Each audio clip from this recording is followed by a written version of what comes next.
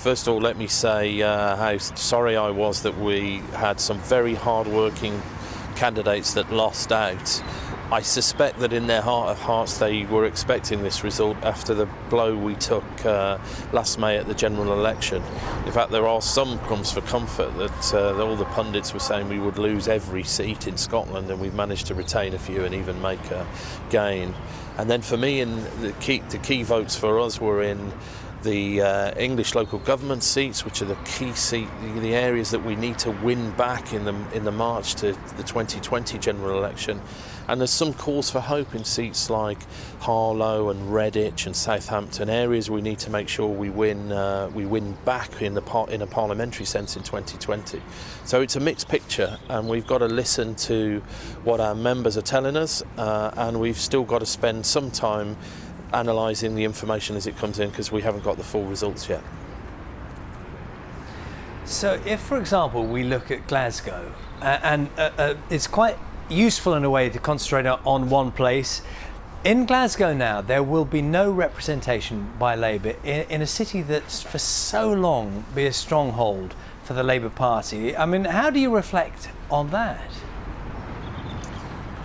Well, look, Frank McAveety, the Labour leader of Glasgow City Council, has works very, very hard to put Glasgow people first. But look, we knew this was going to be tough because we had that general election result in May last year.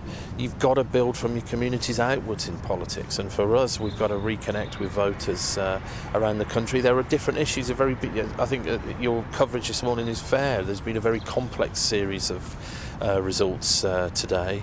It's in Wales, where Carwyn is a very experienced First Minister, had a strong track record, but also a focused future offer.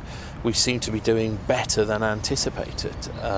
Certainly we're doing better in our local government areas, and of course we await the results of the London mayoralty this afternoon. So it is a mixed picture for us, and the one thing I know after 30 years in politics is you cannot draw easy conclusions, and you certainly just shouldn't draw them having been up most of the night counting results. So we will have to analyse them, but there's no doubt about it. You know, if voters are sending us a message, we need to hear it.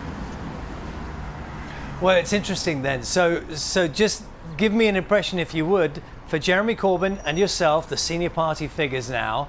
Are you going to have to rip up the rule book about what you've done so far? You mentioned that issue of connecting with voters. So many people here in Scotland saying Jeremy Corbyn had no connection. It just wasn't happening at all. So will there be an entirely new approach?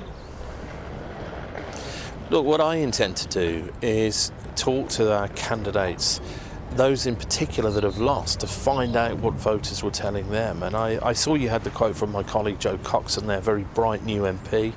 I'll say to her, look, when she nominated Jeremy to be leader, you know, she must have patience with the candidate she supported now. You know, I think our party members out there would say, even our opponents would say, after only 8 months in office, you've got to give Jeremy more space to develop our policies and our, you know, the direction of the party. And I just hope that my colleagues will understand that. They must respect the mandate that members gave Jeremy to lead the party.